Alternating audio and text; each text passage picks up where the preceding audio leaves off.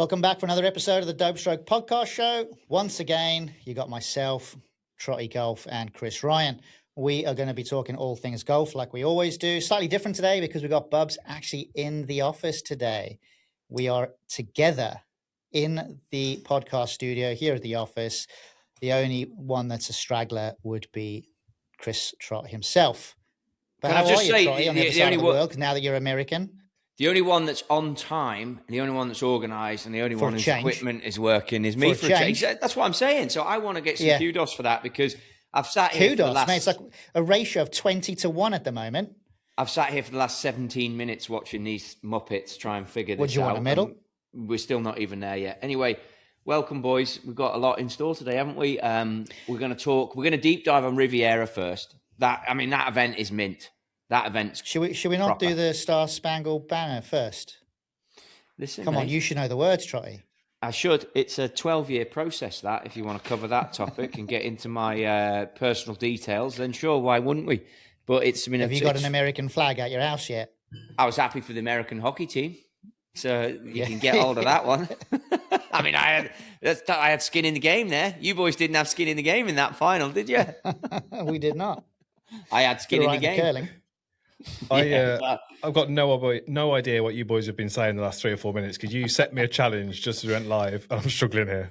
Well, to be fair, I think even if I know it historically, Bubsy, so don't worry about it. The challenge that he's referring to is we want to get onto Riviera as a venue. We want to talk about hole 10 and we want to talk about how that hole plays and how short par fours in the world of professional golf play. Now, hole 10 at Riviera generally plays slightly over par strokes gained. So to give you the dumbed down version of strokes gained, PGA Tour strokes gained is how the average of the field plays each hole. That then can get broken down into different aspects of the game, from putting to bunker play to driving to out the rough on the right, out the rough on the left. And these tour players get very granular with that information.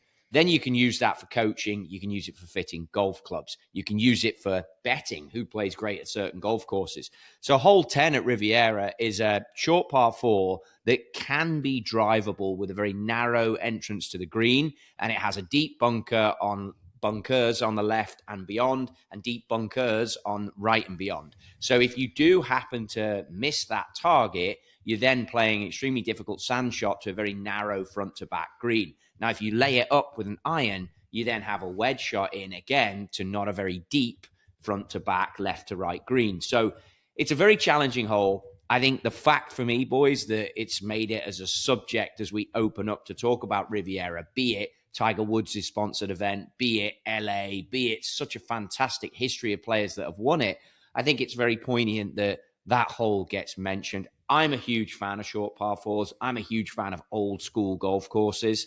I think Adelaide, where Anthony Kim won, shout out to AK again, it shows that you can play these ways multiple ways. We talk about Prestwick in Scotland in the golf industry. It's iconic because it's such an old school golf course and it stood the test of time. I think that this golf hole in particular is the same. I know it's a Hogan place. There's a Hogan statue there. It's an awesome venue. And for me, I think it's an absolute win. I've got my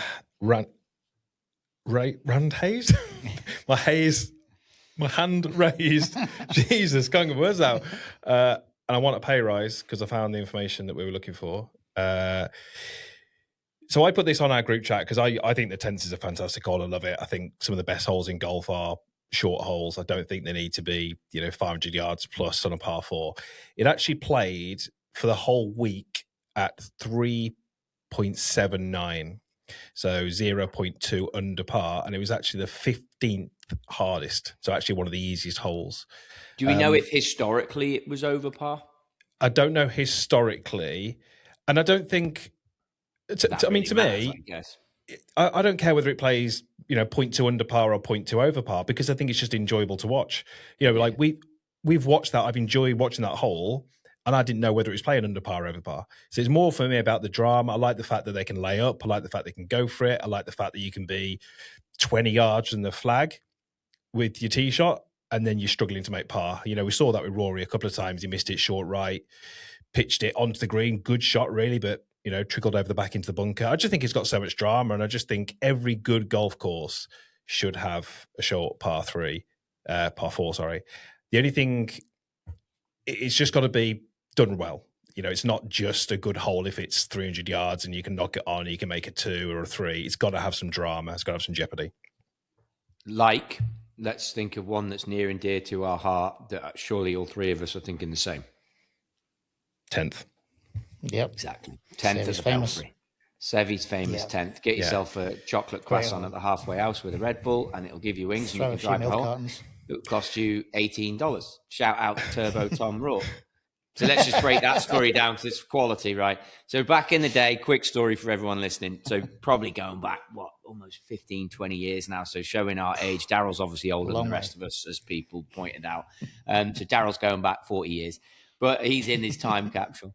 There was a halfway house at the 10th, and you would walk across from the 9th green near the clubhouse, dive in, people would use the bathrooms, and then they'd come in and potentially buy whatever was in at the 10th. And huge golf events used to come. So let's take someone like Shell Gas would be there, Petroleum, and they would have a golf day. And there was a guy that we used to work with who's now, I think, out in Dubai. And he would give a big sort of speech as people were approaching the halfway house, because everything would be on a tab.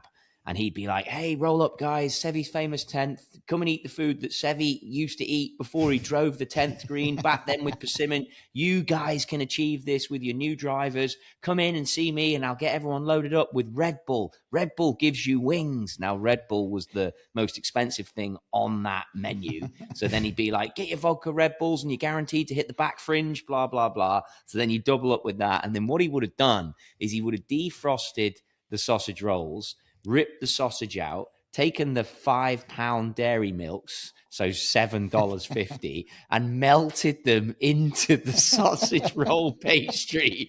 So then he'd add it all together, and he would sell on the account 2 vodkas, 1 Red Bull, 1 sausage roll, and 2 chocolate bars. So each individual would be doing about 30 quid, so about $37.50. And then they get to the 10th tee and they top it 40 yards, and he'd be like, next time, guys, or do you fancy one for the hole? And it's just very funny, and it was sales at its absolute best. So I just want to recognize that memory has stayed with me. It's very fun for a long time. Now, Riviera needs that.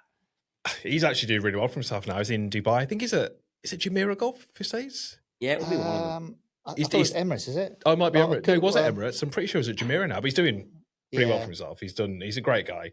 He's good personality. Yeah, good salesman. Got a good gig out there somewhere. Yeah. But talking I mean, but that's what the 10th is missing at Riviera, right? Absolutely. A good halfway house and a Tom Rock.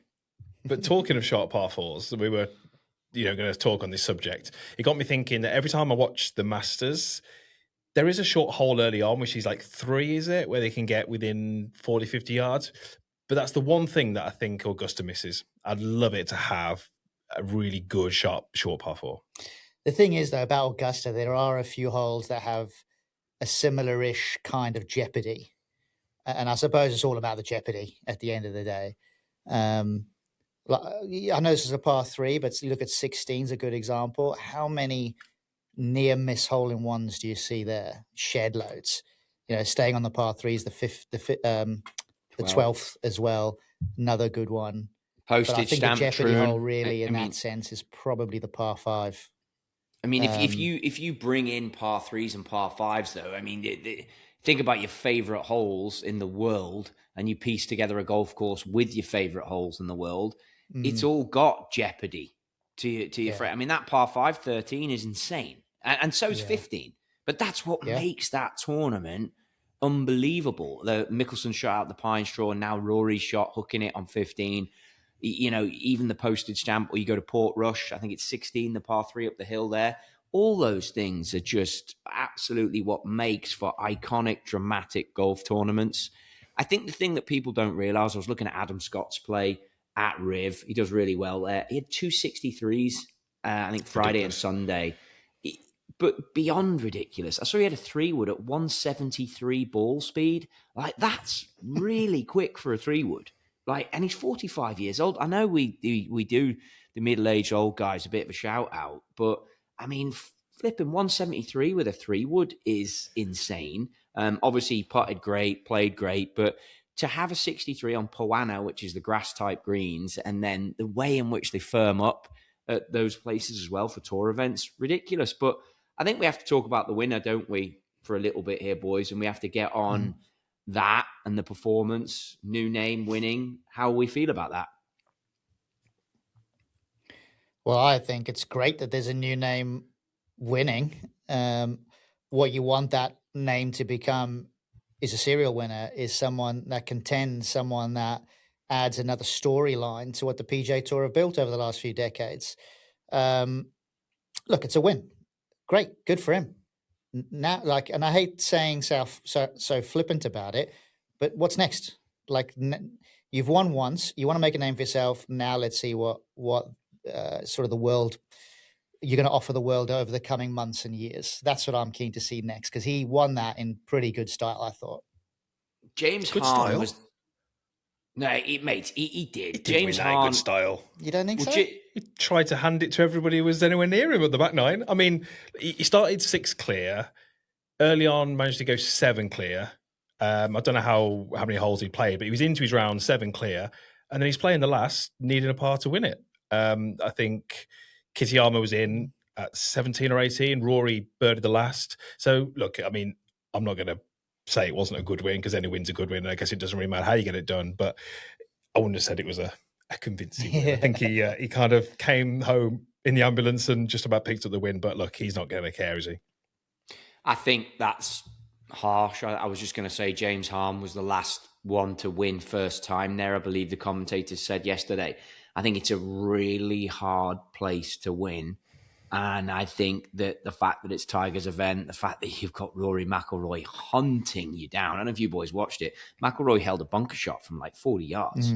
It was just daft. It's a good shot. And McIlroy was hitting these stingers. I don't know if you see that. Yeah. He was hitting like 22 feet stingers. Like, that's an interesting one. Never seen him do that before. And the kid's in the same group as McIlroy. And I think McIlroy had the honor from the 7th tee to the last tee. So every tee shot, you have to follow that.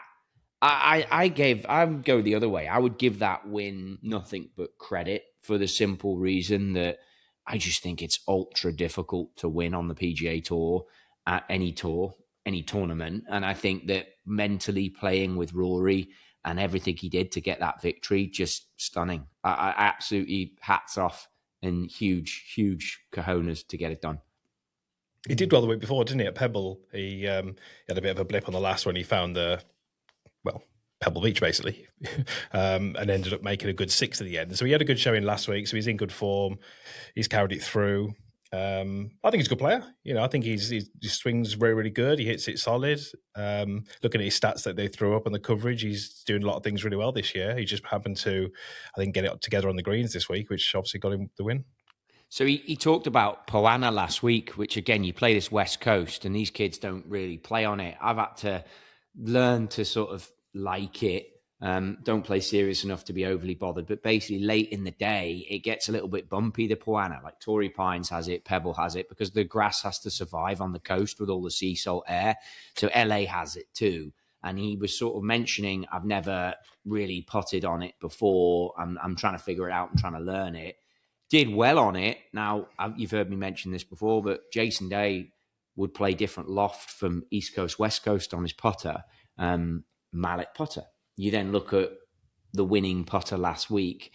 You look at, I think Kitayama was in a blade, which was quite rare now. Obviously, Spieth, blade, Scott, Broomy, sweeper.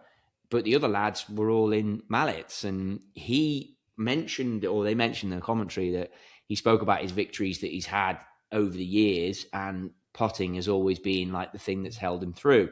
Again, I don't have the numbers there, but kid putted well. I mean, held out seriously well. Other than the last 2 greens when the pace was off and he left them both 4 feet short. But Mallet putter wins again. And maybe there's something in this. I mean, I guess the topic of this podcast this week was going to be about putting, because there was a few news articles I'd seen, some social posts about putting, so I thought we'd bring it up. And going to give a shout out to the account that posts this, which was Golf Monthly. Those of you in the UK will know Golf Monthly.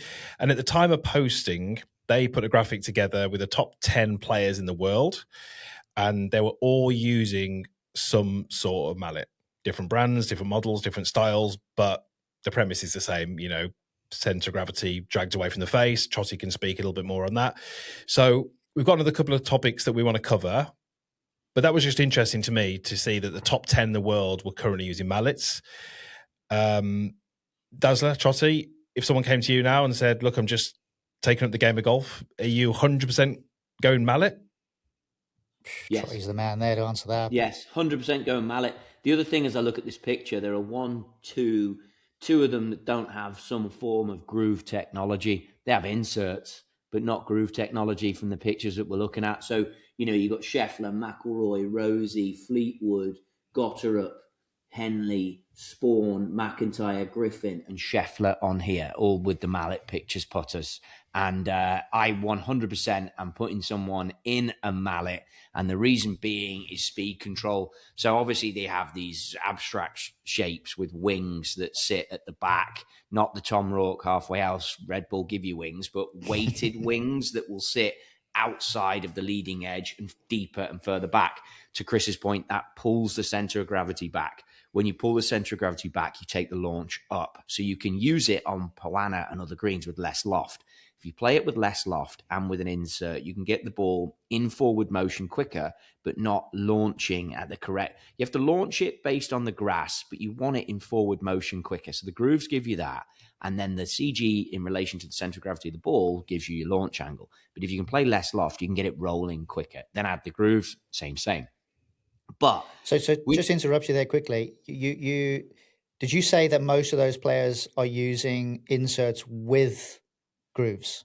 Yes, there's only two in there. Two Scotties in there that I can't see the back of the fronts of, so I don't know which Scotty Cameron they've gone for. But my understanding on tour is that Scotty can mill like the little diamonds to be deeper to give you a different feel. But I can't see what inserts are on those putters to give you the answer to that. So I'm just assuming they have no insert or limited insert. So the insert will help with the roll in addition to how you put the thing. Now, obviously, you can make this thing heavier. So anyone who gets a little bit of the shakes and a bit yippy, generally as a general rule, like a heavy, I know we're going to talk about grips here as well, but a heavier putter will help you. But there is a fine line. And there's another thing we're going to get to in this podcast about statistics. And over the last few years, there's a fine line as to the weight versus the stroke versus how you feel. Now there's thicker grips in there. You start putting all these things in, like a super stroke thicker grip, or someone goes to arm lock, or someone goes to a heavier head weight. Traditionally, like 330 would have been the weight back in the 90s. Now we're up to Scotty kind of make 350 traditional, but some of these things go up to 380 head weights, grams, that is. And there was a brand back when I was in the European Tour, like Heavy Putter, which dominated, that was very heavy. But it changes the feel, it changes the player's interaction. But the long and short of it, where I was going to go with this, test center at the Kingdom for the best players in the world, 15-foot putt, proven these guys don't all hit it out the middle as often as we might think. I know it's great you see Charlie Hull's putter and she has that insert where she's like whacked out the face quite a lot and put the time in, but the best players in the world aren't hitting the center every time. So if you think about the mass being back and the wings, the idea is to manage ball speed, so how quickly that putter comes off the face if you don't strike it near the center. Then if you get into the decade stuff or the strokes gain stuff and you look at the ratio of putt short, Scott Fawcett talks a lot about pace control being huge for putting and minimalizing your three putts, which I know that our boy yesterday that won didn't do. I don't think he three putted at all, Bridgman, yesterday. And the point is that it's pace control. And he even said in his post-round interview, it was only 17 and 18 where he lost his pace control. And it was purely because he couldn't feel his freaking body. So long story short, when you ask the question out the top, before we get into sight lines, before we get into does your eye suit a dot, does it suit a blank top, does it suit a single line, does it suit a T-bar line, before you get into that, because you've got more real estate on top to do that with a mallet, I just think the pure thing about pace control is huge when it comes to players. And generally when you start as a golfer, you have no concept of pace control. It's horrendous. And that's the thing. If you can, that's very low lying fruit. If you can grab that, you can quickly become a better putter and save strokes. Yeah, I mean, I'd agree. From my side as a coach, you've basically got a couple of skills you've got to master when you putt. You've got to read the green, you've got to start it on the right line, you've got to control the pace. And the pace is the one that golfers really struggle with the most. Get them outside of 15, 20 feet, and it's often not the direction that's the issue. It's the fact that they're way too long or way too short. We were in Orlando fairly recently playing some golf, and I've been using a Spider for God knows how long, years and years. I was doing some testing with it, and I left it in my studio. And I went home, packed my bag to Orlando, didn't have my Spider with me. So I had to go to an old bag, and I dug out a TaylorMade blade. Loved the putter. Looks great behind the ball. So I rocked that in Orlando. Jesus. I mean, it made me realize how much I miss the center. Because obviously with a Spider, yeah, you miss the center and you feel it, but it masks it so much. And as soon as I picked that putter up, it just felt so much more difficult. And I could tell I was hitting the heel, hitting the toe, pace all over the place. I mean, if anyone is using a mallet and they want to know how good that mallet is, go and find yourself a blade, go on the putting green, and you'll soon realize how good that mallet is. I can tell you a bit about Adam Scott here. That he obviously uses sweeper, broomstick, but I can tell you that he plays around a lot with different models, and he plays around a lot with short putter, arm lock, and his whole thing, maybe we're getting deeper into it here, but is to keep the gamer fresh. The gamer's the gamer, but he won't play practice rounds with his friends with the gamer. I did it the other day. I went out and played and took a short one out, and I hit it good, so I didn't have many longer putts. And it was only until I got to 45 feet on the last that I'm like, very uncomfortable, because I've been using a broomstick now for 6-7 months. And it's just because you go through, in our position, certainly in what I do, being around like test equipment, things that study like ratio of backstroke to through stroke, face angle, all the things that Chris has seen as well, all the teaching things, all the way you measure the equipment, all the way you measure the launch, like the sand putting systems, all of that, from be it in a controlled lab to be it something you can put on your putter and just go and try it, like a Vertex would be, for anyone wondering what that is. And I've just realized, for me, the face control is so much better when the putter is very heavy.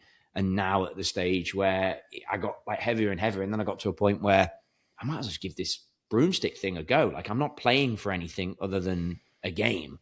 And I realized it was just better. And that's because if we get into putter fitting, I think the lie angle, the legal limit is 79. Wai Yang, back when he played, guy who won the PGA, who lifted the bag over his head after he beat Tiger, he uses a 79-degree putter. So that's very upright. The more upright you make it, the more straight back, straight through you can make, the less face rotation. Then if we go to a bit of a guy that worked with Rory years ago when he was a kid, called Stan Utley, played on the tour, famous short game guy. He made a rail. I used to own this back in the house when we lived together, Daryl, and it was 68-degree lie angle. So he'd want your putter to be closer to 68 degrees, and then you have to match the arc to the plane. I get it. But the more rotatory and flatter you make the putter, the more, for me, face movement you need.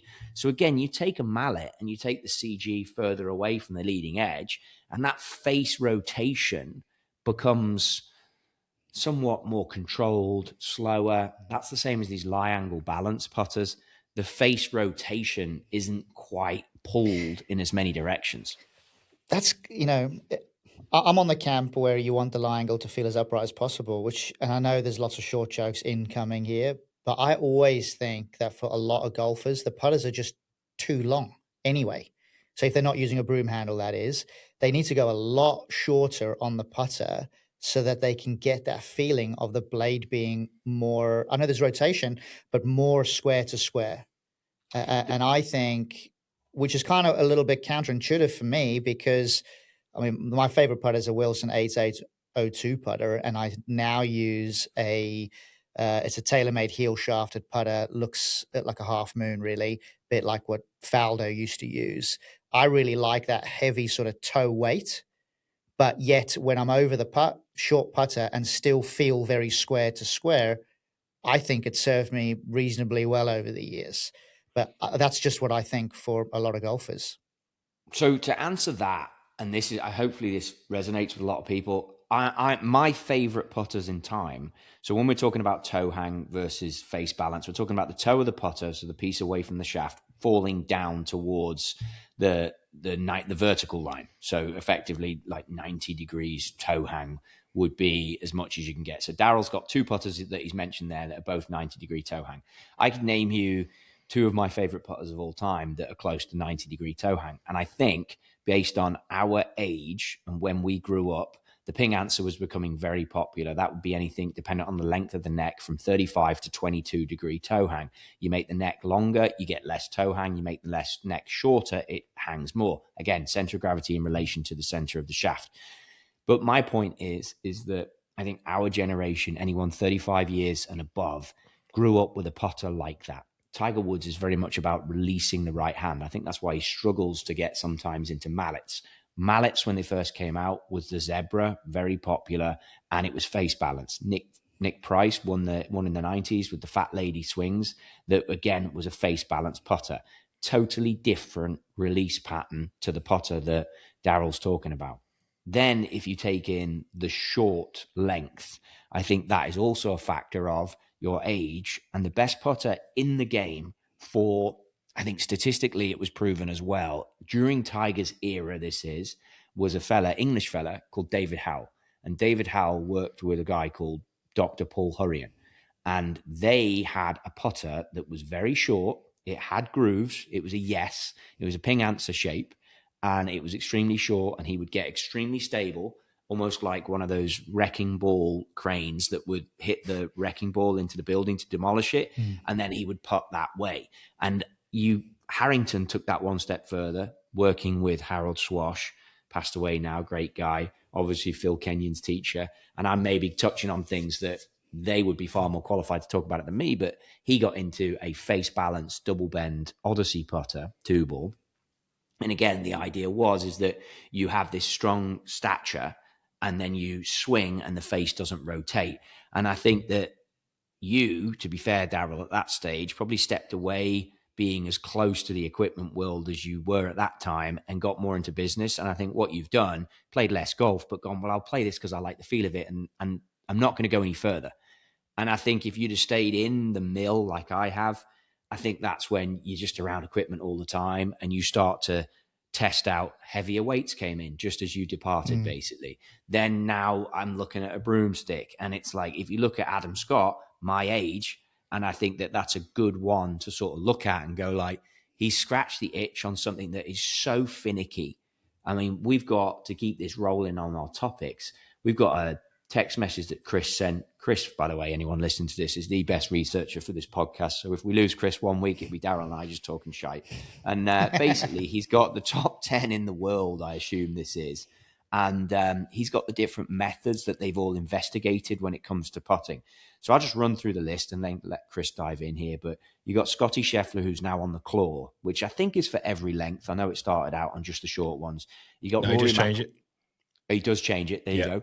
You got, and remember when Harrington came out, for those that can remember, he had cross-handed for left to rights, I think, and then standard for right to left. Now he's consistent on it. You got Rory McIlroy, who's the standard grip. He started out, I was looking at his grip yesterday. He started out on a thicker superstroke. I see he's gone for a more traditional shape now. You got Tommy, who's famously on the claw. Rosie, who's manufactured, I think, gone through all these changes that I've mentioned. He's on the claw.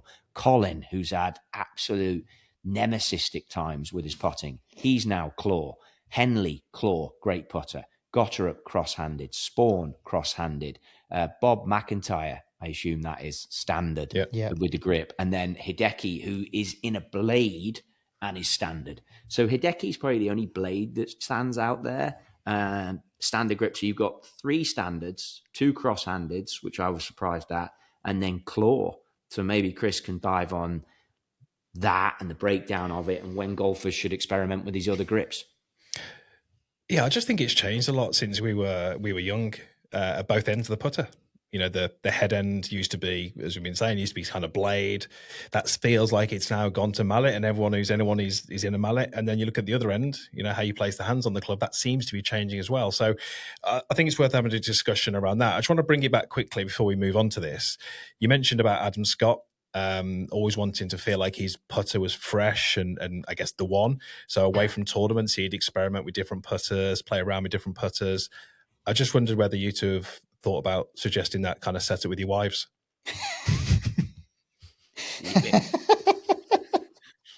You go for that first, Daryl, because I'll put my foot in it.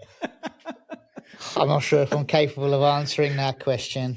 Right, the truth is, I'm surprised that you know that. I wonder if you bugged us, but Daryl and I actually had a conversation last week about this exact subject, and it came up. We're thinking about trading for. We're going to start with a weekend and maybe expand out for the summer. I think that was the discussion that we had, wasn't it, McD? Yeah, I think so. Just span it out, little by little, and then before long it will be forever. My concern is how long Daryl could last with my wife. I'm not bothered about hanging out with his wife.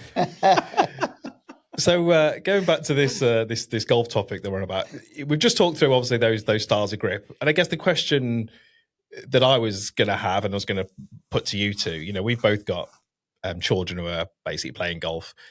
What grip would you teach them? And then if, a new golfer came to you who is, let's say, I don't know, mid-30s, come from a different sport, taken at golf, not really seen any golf before, not really any lessons, and kind of said, hey, take me to the putting green and teach me how to putt. I mean, you look at that list, there's more claw putters than there are anything else. Is that going to be the new norm? I'm just thinking, if we were to sort of describe a good putter now, would we say they use mallets and they use a claw grip? Because that's different to when we were young. So that's a great question. It's a great question. I think we're going to come up with different answers. Yes, I've got answers. Go on then. You've always got answers because you like to dominate the conversation. So I'll tell you what, you go.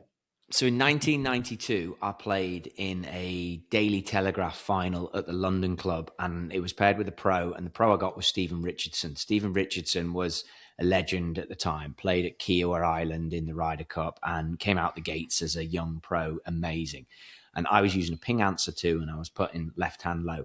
And Stephen Richardson said to my dad, don't ever change that. Like, the only reason I was doing it is because the putter was 35 inches. I was a junior. And I couldn't hold the thing standard. So I went left hand low. Now, over getting really into golf, I've got developed a bit of a scoliosis, which is the right shoulder is lower than the left shoulder. So whenever you putt, your shoulders are all out of whack. So for me, based on that, my son, when he plays, which is very rare now, I let him do whatever he wants, which we've talked about before. And he likes to stand there and take this broomstick I have just because he likes to have a go with it. And then have you seen Lucas Glover when he points his hand out to the right and then drops it to the floor? He likes to stand there, point his hand in the air, point it to the right, drop it to the floor, put it on. And I think it's hilarious. And I'm like, yes, do what you want. Then he'll just hold the putter normal when he's actually messing around. But he hates putting, as a lot of kids do. But if I was going to go properly with a really good player, I wouldn't go claw. I would go left hand low for the right hander, so cross-handed. And my reasoning is because I think it levels out the shoulders, even if there's no defect in the body.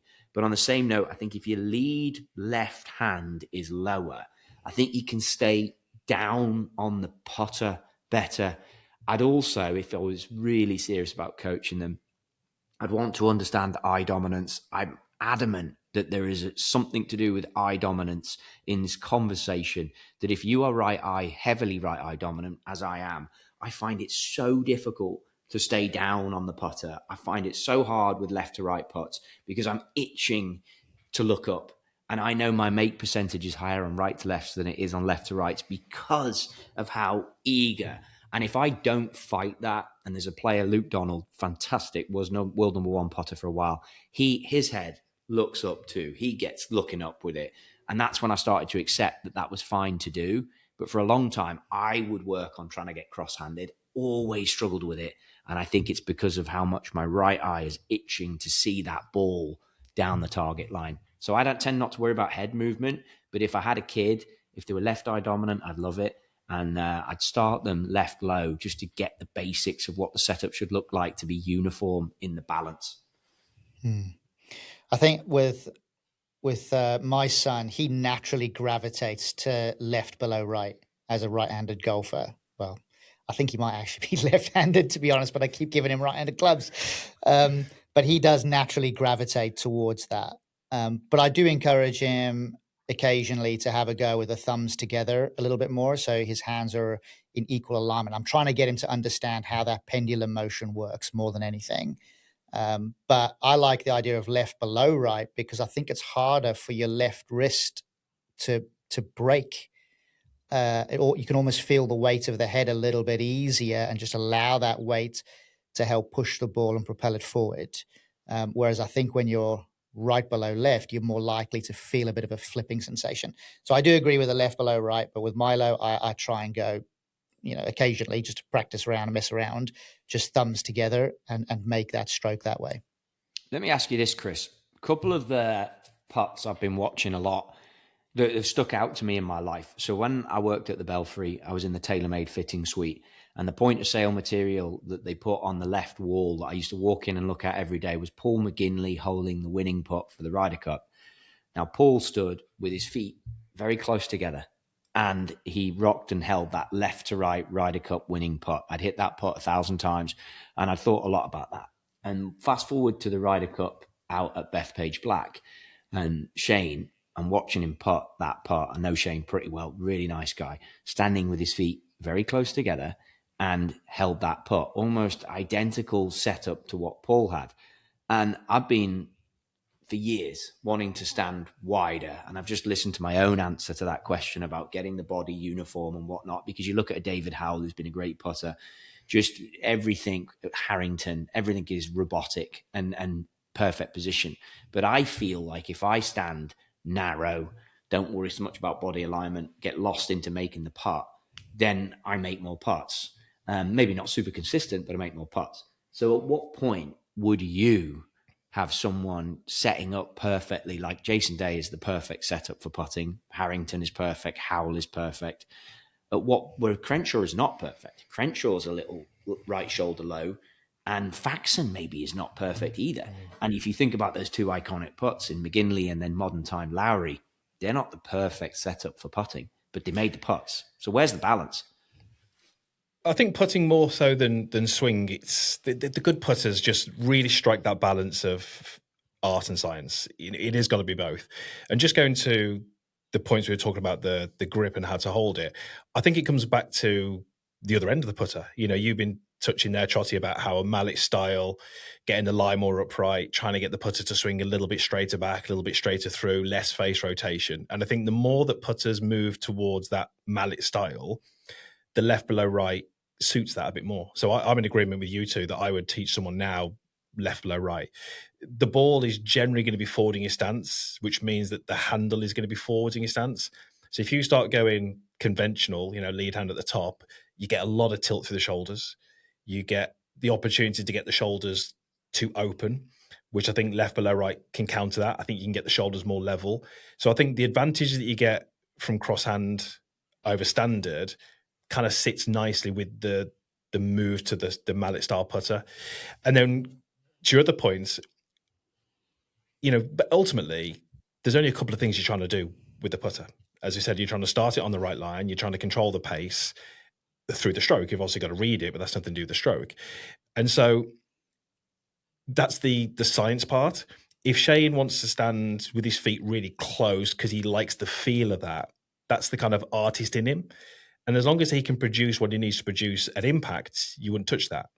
Now, if I get an amateur comes to me and they've got a narrow stance, but they're not hitting the center of the putter, they're not controlling the face, and I look at that and it's because there's a little bit of lower body movement, then you might prescribe a slightly wider stance for a little bit more stability.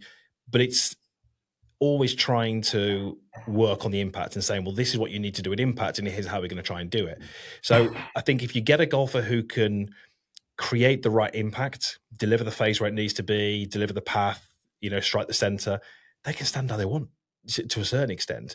And I think the best putters do that. They have this one side of them, which is the arty side, they like to stand like this, it feels comfortable, yet they've got the science bit down. I never forget seeing some information coming out from Sam Putt Lab, and they did huge amounts of testing when they first produced their system to analyze putting, and they didn't really find that the best putters were producing like zero path, zero face. But what they did find is the best putters were producing the same impact every time. So it might be that the face started 3 degrees closed and was delivered 1 degree open. So like a 4 degree difference. But if they did that every single time, they were a good putter. Whereas you might get someone who would start with a face 1 degree closed, so technically a better aim, but the face would come back 2 closed, 1 open, 2 closed, 1 open. And so the variability there was costing them. So I think with putting, you've got to be really careful what you do. You've got to be looking at what happens at impact, but you've got to give the player a little bit of ability to feel the putt and to get in it. And like you said, get out your own way and just be a kid again and roll the ball. Do you guys, this is a question for the pair of you, one from a fitting perspective, one from a coaching perspective. But when I think about putting and so many of the great putters of the years and all these different techniques, and we're all looking down that route, but isn't really the heart of being a great putter just, okay, once you've got your fundamentals and basics of putting, the skill of a great putter is ultimately the ability to read the green. And that's it. So long as you can read the green and you have the fundamental ability to get the ball on that line at that speed, that's it. Like, it's actually not that complicated. That's how the lens I'm looking through. What do you boys say about that? That's it. That is putting. And like I say, you've got to do 3 things to hold a putt. You've got to start it online. You've got to read it right. You've got to get the pace right. And then if you do all those things, the green's got to be decent that it doesn't bounce off. But not many people ever really focus on the ability to read a green. Tour players do. All the time. But once you get outside, I'm talking about like amateur golfers. Nah, they don't. But the other thing you got to understand, there's more than one way to make a freaking putt. You can hammer it in, you can bleed it in, or you can drip it in. And I think that when you start to understand that, and then it's all pre-shot routine. I swear to God, the more golf you play, the more it's about being comfortable on the shot and the way the golf courses are. And this goes back to the topic of the short par 4s. If a tee shot is treacherous, it's no different than being stood on the range. These best players are the best players because they can hit their best shots under the elite pressure. Like, why? At times, I've hit shots that are good enough to be on TV, more than good enough to be on TV. I haven't done it at the freaking Masters. And if it's like I was watching, they put it on a drone shot or an overhead shot of Rory going up 18. And there's like the crowd's 2 or 3 deep. And then there's 4 or 5 people moving in the crowd. That's a lot of distraction. It's that ability to focus is what makes these guys amazing. That ability to channel whatever's going on. You think about a penalty in a World Cup. You think about a free throw shot in basketball. There must be a lot going on. And these guys are able to just be like, this is what I'm doing. And I think that is the ability of being a great putter. I think I might have told this story before, but I'll tell it again because it's a good story. I did a conference and it was basically talking to that exact point, Trottie. There was he started this conference and he had a little bin that you'd have in an office, and he put it on the floor and he got someone at the crowd, and it was like like a Coca-Cola bottle, like a plastic Coca-Cola bottle. It was empty, top was screwed off, and he said just stand there like 5 paces and he said try and throw it in the bin. So this guy kind of throws it, lands straight in the bin. Then he gives it again. He does it again, misses. Does it again. I think he missed it 3 times and threw it in twice. And he said, okay, good. How do you feel? He's like, yeah, fine. He goes, what were you focusing on then? He's like, well, I was focusing on, just looking at the bin and throwing it in, whatever. He then goes to his bag, gets another empty Coca-Cola bottle, but this one was a glass one. And the bin's on the floor. So he gives it him again.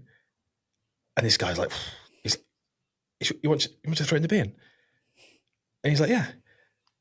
And you can see he's so much more tense. And he says, what's changed? He said, the task is exactly the same, but you're now considering all of the outcomes if you don't do it correctly.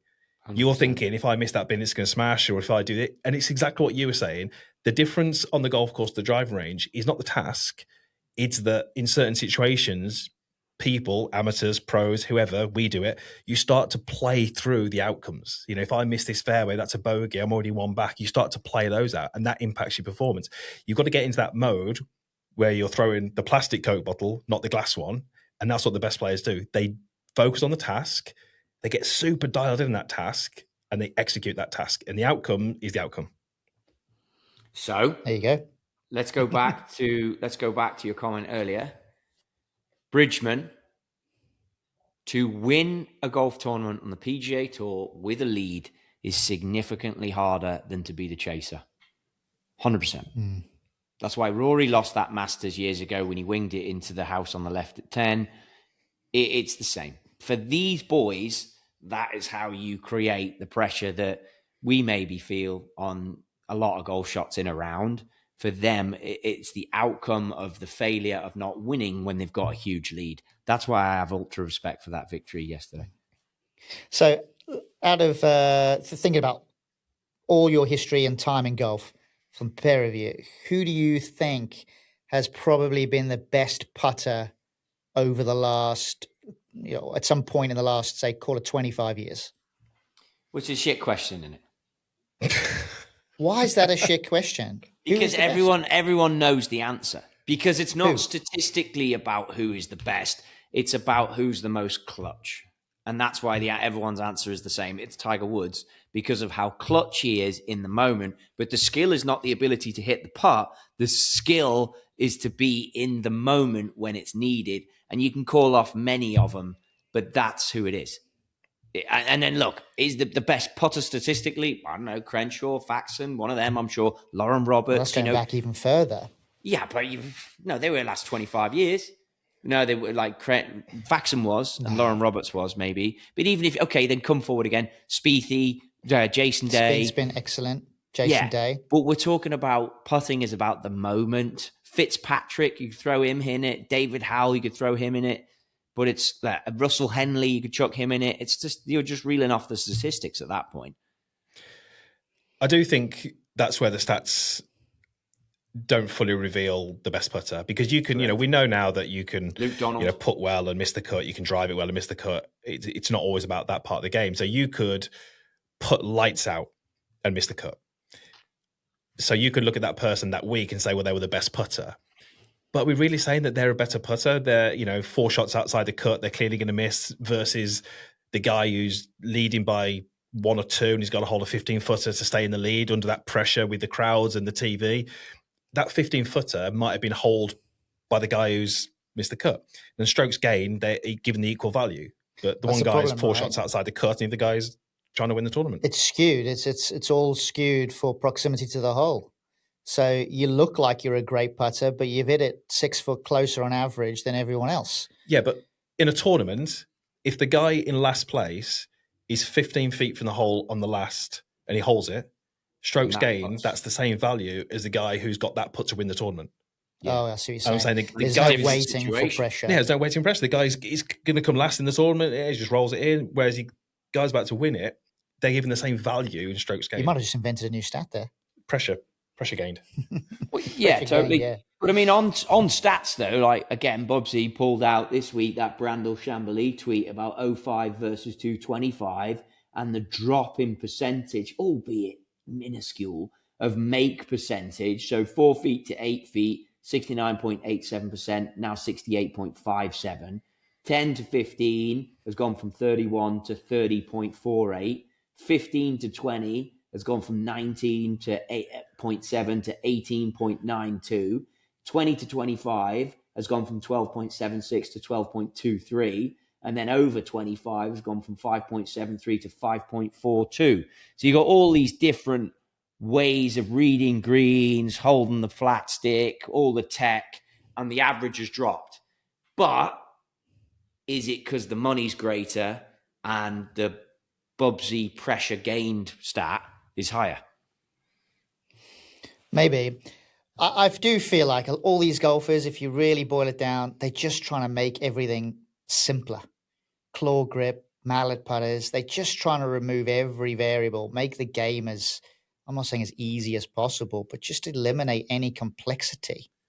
That's the way to do it, right? It's just, at the end of the day, But the Doesn't stats matter have got if you're 3 years worse. old or 90. I know, but listen, like if you're 3 or 90, you can still, anybody can hit a putt, right? Now, granted, when we're talking about the elite level, there's a huge amount of consistency, and they've probably experimented with near enough everything to narrow them down to the viewpoint that they've got to try and eliminate that level of complexity and make it simpler.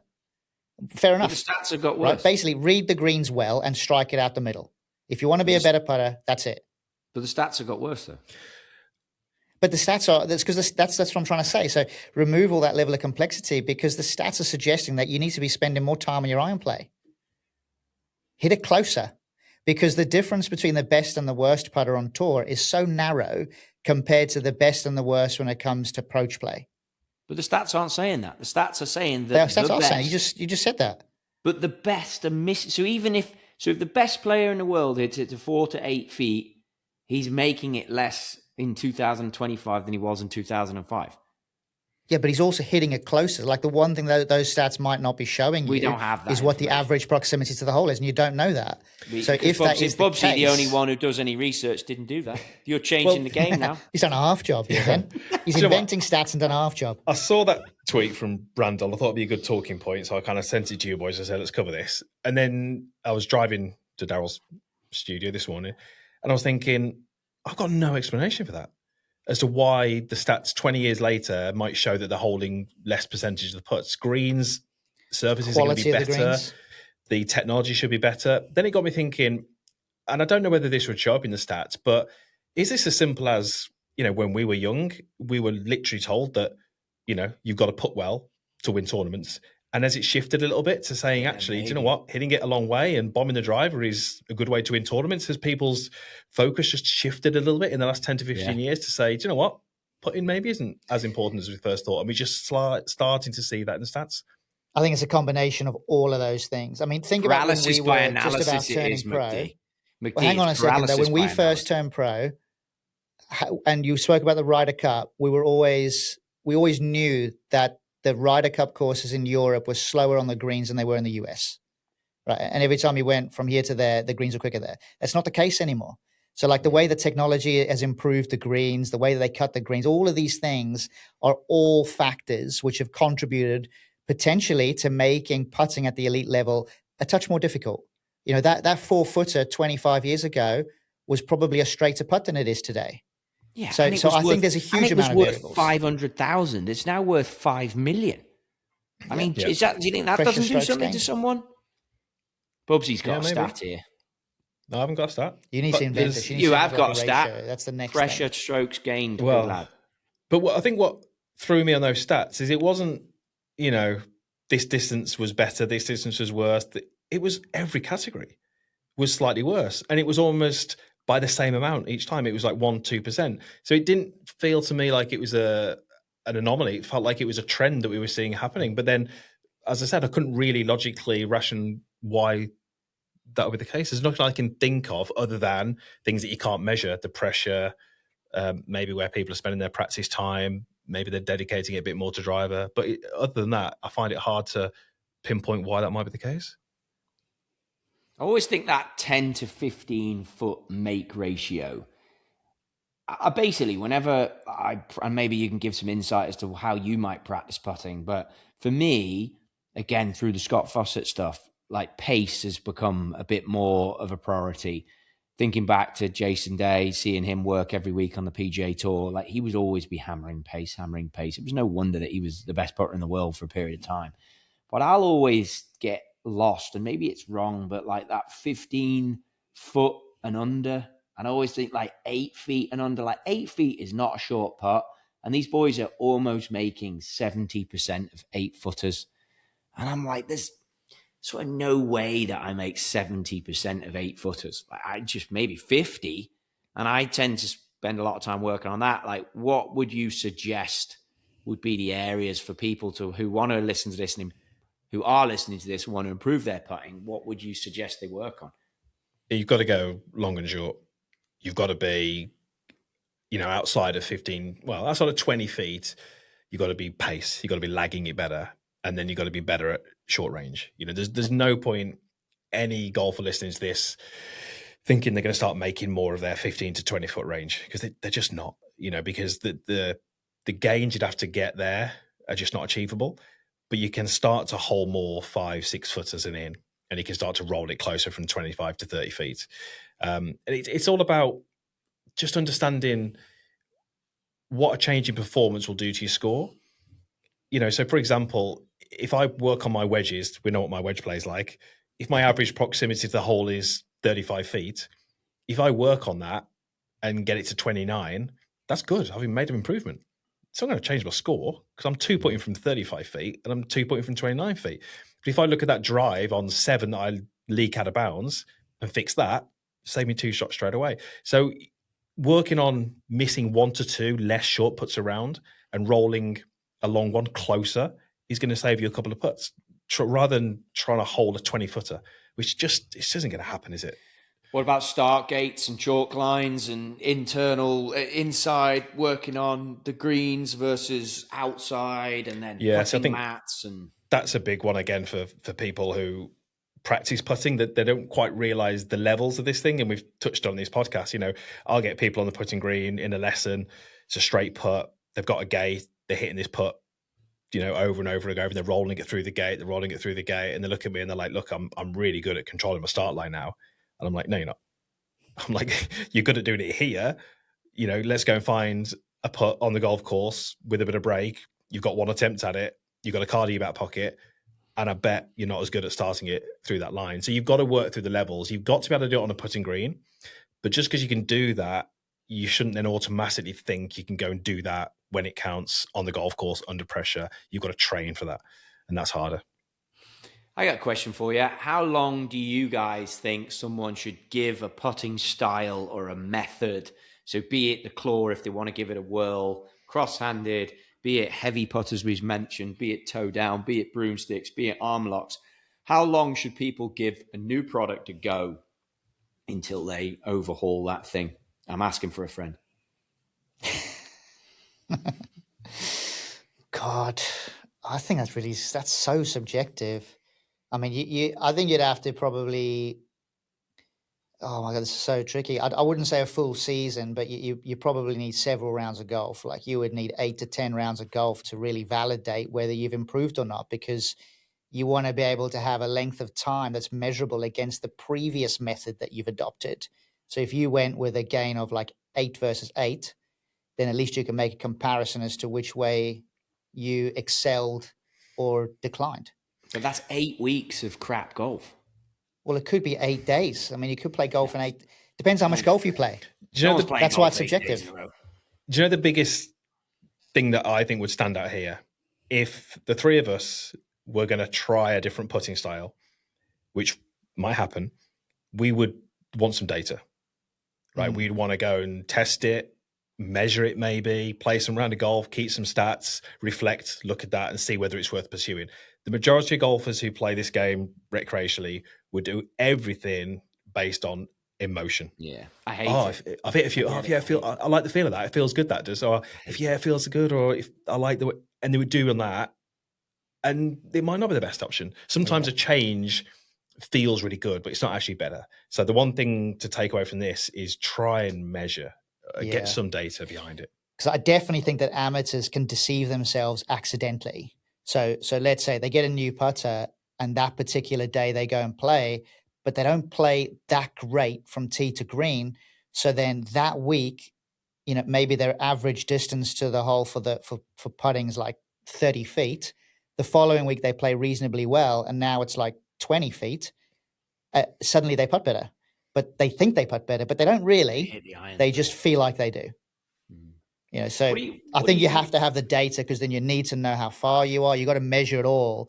If you're a serious golfer looking to make those changes, you just can't do it on a whim. Who does it on a whim these days? Nobody. You look at the tour, very few players base it purely on just feel. You boys might remember this. We had Paul Hurrian on the podcast, and he told us how long Scheffler had been using that claw grip before he took it out on tour, and it was a significant amount of time. And I actually think he took it on tour. It was Phil. Sorry, yeah, Phil Kenyon. And I think he said he was surprised that he actually took it out to the tournament as soon as he did, but even that was weeks and weeks and weeks. I think you got to have the data. That's what it all boils down to round that off. Boys, I do want to change the subject a little bit here as we narrow up towards the end of the podcast. Did anybody see the situation with the European Tour and the Live golfers allowing them to now compete so long as they meet these conditional releases? Anyone keep a track on that? Royal Rumble? Royal Rumble. So basically, for those that are new to it, a bunch of players, I'll reel off the names in a second, they are allowed to play on the European Tour provided they meet these what are phrased as the conditional releases. There's three main things as part of the conditional releases. First one is they have to pay all the fines that they've incurred to date. The second one is they have to withdraw all of their pending appeals against the European Tour.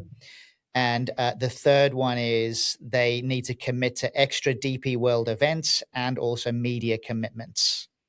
Then the players that have accepted these conditions, Tyrrell Hatton, Laurie Cantor, Thomas Dietrich, McKibben, Maronk, Perez, David Pooch, and Elvis Smiley. Notable name that's not on there is Jon Rahm. Really simply, he just didn't accept the terms. He doesn't feel that he needs to pay the fines, which are in the millions, and he didn't want to withdraw sort of the appeal through the courts. A couple of guys have messaged me this week asking about, well, what about Poulter and Westwood? Well, Poulter and Westwood would not be eligible to accept those terms because they resigned their membership of the tour. So that's why the Jon Rahm one is kind of more front and center. The thing is, I'm really interested to see how this pans out over the next couple of years leading up to the next Ryder Cup, because in order to play in the Ryder Cup, you only have two commitments. One, you have to be a member of the European Tour, and two, you have to be European. So as it stands, Jon Rahm, despite the fact that he's incurring all these fines and there's appeals, etc., he's still technically a member of the European Tour. Therefore, still could be eligible to play in the next Ryder Cup. But whatever happens here, there's no chance in my mind you're going to see the next Ryder Cup played without Jon Rahm. They will find a way. There will be something to ensure that a player of that standard and quality is included in the next Ryder Cup. I've got a few mixed feelings about what's happened this week, but I do think it's a step in the right direction for golf on the European Tour. But yeah, we got to figure out this Jon Rahm situation. We've got to figure out this deal sooner rather than later. But I think it's a step in the right direction. What do you boys think? How many events have they got to play to keep their card? Well, there's a minimum number that you have to play, which is 4 events on the European Tour, which used to be a lot more than that. It got reduced, actually. Just not many people know this because of Rory McIlroy. Okay. Yeah, Rory went to the PGA Tour, and then the European Tour felt that he was too big of a pull for the European Tour, and they didn't want him to resign his membership because it was a similar time period when Paul Casey resigned his membership, within a few years. And that's why they reduced it. But it used to be a lot more than that. Okay, because I thought it was more than that. And then I was thinking that's a lot of golf because there's 15 events now, is there, on Live? It's increased, yeah. So I was thinking if they had to play 15 and then another 8, it's a busy schedule. A lot of golf. Plus majors. So, yeah. Yeah, I mean, I don't know. I mean, it's messy. It's been messy for a while. I just want to see it resolved. I don't think it's a good look for anybody. But at the same time, you've got to look after your members. You can't just have these people back, make it easy for them. So, but I'm in agreement with you that Rahm will play Ryder Cup. Just not sure how that'll happen. But it's been going on for so long now, and it's the fines have been there, and no one's paying it, and it's just not a good look for golf. Yeah, and I think you look at last week. They played an event in Kenya last week. All due respect, it's not a strong field. It's not that well televised. It's not that well publicized. I mean, you need these big names to play. That's the reality. But equally, you need to be having tournaments in locations. Not saying that where it's totally popular, because I appreciate the mechanism of growing the game, but at least grow it in golf markets that are on the increase, on the rise. not, and I'm not saying that Kenya is necessarily obscure for different sports, and they've got a good cricket team and those kind of things, but golf is not a prominent sport there. So when you watch it on the TV, you're just not going to get that many fans there. And it's just not engaging when you think that Riviera on the PGA Tour is such a dominant storyline. Kenya doesn't feature, it gets washed out. So imagine that. You're going to get Tyrrell Hatton pitching up in Kenya. Is that going to be a huge needle mover? I'm not so sure if it is. I think it's more of a collective storyline that needs to be built there rather than just built purely and exclusively around what these live golfers have been able to achieve, which is quite minimal in terms of impact. So, yeah, they need to solve it. They need to get around it. But I do appreciate at least it's a step in the right direction. And to coin what governments like to say, step in the right direction, but haven't gone far enough, blah, blah, blah. How many times have we heard that over the last few decades? But it is a step in the right direction. We should be applauding that as a bare minimum. It's tough because they're trying to play hardball, aren't they? And from the outside looking in, you're looking at the European Tour and you're thinking, yeah, you're trying to play tough, but we all know that you need the players. So you're stuck. If you go too far, they're not going to come back, and they want them back. So it's a tough one. Yeah. Well, I mean, I know that the European Tour have had multiple offers on the table. They're quite keen to deny that, but I know for a fact, I've seen a couple of them. They have had some significant offers on the table, and for whatever reason, they don't like to reveal that to the membership itself, and it's the membership that should be making that decision. I know this is quite topical. It's probably a whole other podcast, but the reality is they've got the options in front of them to really help elevate the tour. And there's something in the background, something that I have no knowledge about, that is preventing them from taking those steps. So let's see. Maybe this is the year, 2020. Maybe 2026 is that year. No chance. But right now, five or six people, mate, are making big coin, and that is just the truth of it. The lawyers. And the lawyers are, but 5 or 6 executives, and we're all just victim to it. It's tragic. It's disgusting, if I'm being honest, as a fan. But that's where we're at. I don't know what else to tell you. It's crap. Jon Rahm is an absolute great player, but he's obviously got this payout from Liv for his own reason. He's a professional. At the end of the day, these guys are independent contractors making their money. It's like, I understand every angle, and every angle frustrates me. So it's like, I ain't got a lot to add, to be honest. We just ride it out. We're all victim to it. It's a journey that we're all on. Just sit and chill. Can't do anything about it. And I think that's a pretty good way to end it, right?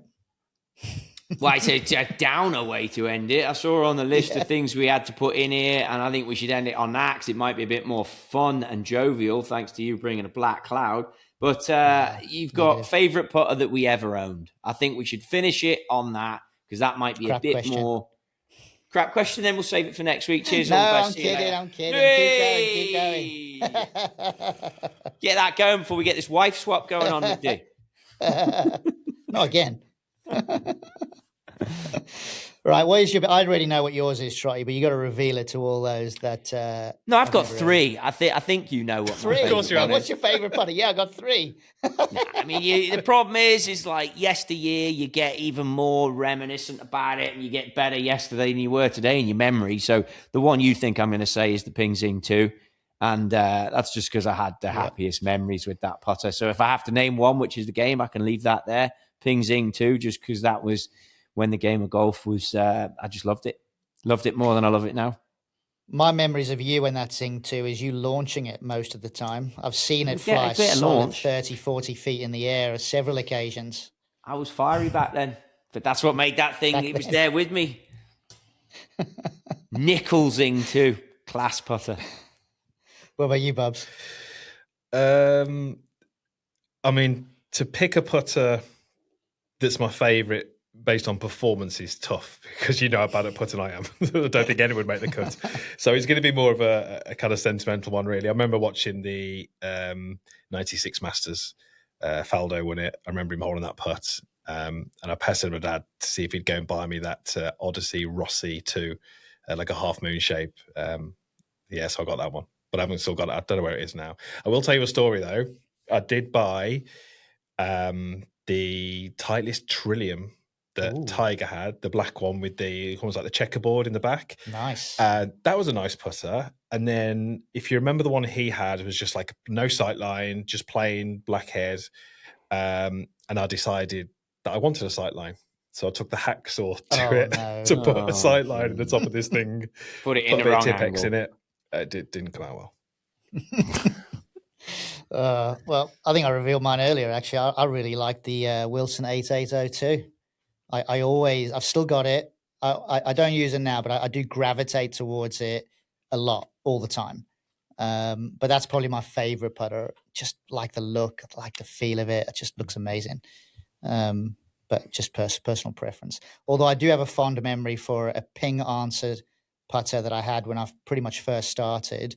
And I got really friendly with a club champion at the golf club I grew up, CMR Golf Club in South Africa. And my dad and his dad were mates. Anyway, he fell out with this guy. I can't remember his surname now. I just remember his first name. Duncan, his first name is. And he won the club championship, fell out with his dad. So his dad took the putter and gave it to me.